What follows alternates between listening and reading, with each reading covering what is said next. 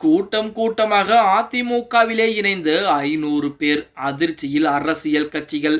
நண்பர்களே, நம்ம போடக்கூடிய வீடியோக்கள் நீங்கள் அதிமுக தொண்டர்களாக இருந்தீங்க அப்படின்னா மறக்காம நம்ம சேனலை சப்ஸ்கிரைப் பண்ணிட்டு இந்த வீடியோக்கு ஒரு லைக் பண்ணிருங்க. அனைத்திந்திய அண்ணா திராவிட முன்னேற்ற கழகம் என்பது கடல் போன்ற ஒரு இயக்கம்.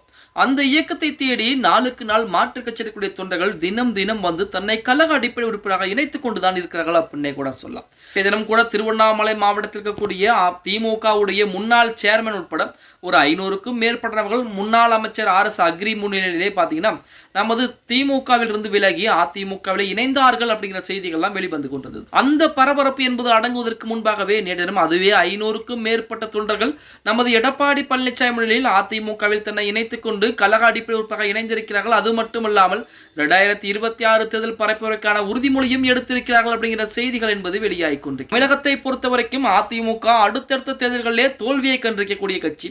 2026 திமுக தான் வெற்றி பெறக்கூடிய ஒரு கட்சியாக இருக்கிறது. அதிமுக தோல்வியை தழுவக்கூடிய ஒரு கட்சியாக இருக்கிறது அப்படின்னு சொல்லி அரசியல் கட்சிகள் விமர்சனங்களை முன்வைத்துக் கொண்டிருந்த போதிலுமே அதிமுகவை தேடி தேடிதான் மாற்று கட்சியில வந்து இணைஞ்சிட்டு இருக்காங்க. என்ன காரணம் அப்படின்னா 2026 மாபெரும் வெற்றி சரித்திரம் பறக்கக்கூடிய ஒரு கட்சியாக அனைத்திந்திய அண்ணா திராவிட முன்னேற்ற கழகம் என்பது இருக்க போகிறது. தற்சமயம் அதிமுகவிலே உள்கட்சி பிரச்சனை என்பது இருந்தாலுமே மிக விரைவாகவே அனைத்தும் சரி செய்யப்பட்டு மிகப்பெரிய வெற்றி வாய்ப்பை பதிவு செய்யக்கூடிய ஒரு கட்சியாக இருக்க போகிறது. தமிழகத்தில் 2026 ஆண்டு தேர்தல் நெருங்கிய நிலையிலே அரசியல் கட்சிகள் அதற்கான பணிகளில் ஈடுபட்டு வர அந்த வகையில் கூட்டணி அமைப்பது, மாற்று கட்சியினர் தங்கள் கட்சியிலே சேர்ப்பது, புதிய உறுப்பினர்களை சேர்ப்பது உள்ளிட்ட பல பணிகளை ஈடுபட்டு வர்றாங்க. அந்த வகையில் எடப்பாடி பழனிசாமி சேலத்தில் தற்போது தேர்தல் பிரச்சாரத்திலே ஈடுபட்டு இந்த நிலையில் ஓமலூரில் உள்ள அதிமுக கட்சி அலுவலகத்தில் மாற்றுக் கட்சியைச் சேர்ந்து 500க்கும் மேற்பட்டோர் எடப்பாடி பழனிசாமி முன்னிலையிலே அதிமுக இணைஞ்சிருக்காங்க. அவர்களுக்கு கட்சி தூண்டினை போர்த்தி பொன்னாடை அணிவித்து எடப்பாடி பழனிசாமி வரவேற்பும் தெரிவிச்சிருக்காங்க. மேலும் இதே போன்று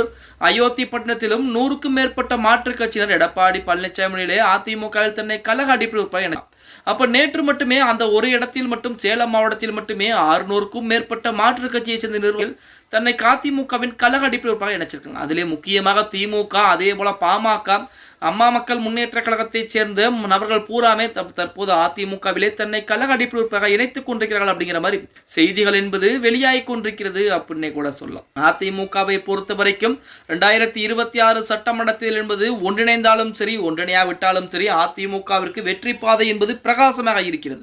மக்கள் பூராம் பார்த்து கொண்டுதான் இருக்கிறார்கள். திமுகவுடைய ஆட்சி இந்த 4.5 ஆண்டுகளிலே சொன்ன வாக்குறுதிகள் என்ன, சொல்லாத வாக்குறுதிகள் என்ன, அதே போல திமுக அமைச்சர்கள் மீது வரக்கூடிய வழக்குகள், ஒவ்வொரு அமைச்சரின் மீது என்னென்ன பிரச்சனை என்பது இருக்கிறது அப்படிங்கிறத புறம் திமுக தமிழக மக்கள் புறம் பார்த்து கொண்டுதான் இருக்கிறார்கள். அதை பூராமே தமிழகத்தில் அதிமுகவுக்கு வாக்குகளாக மாறப்போகிறது அப்படின்னு சொன்னா அதற்கு மாற்று கருத்துக்களே கிடையாது. ஓகே காய்ஸ், வீடியோ பிடிச்சிருந்தா மறக்காம லைக் பண்ணிருங்க.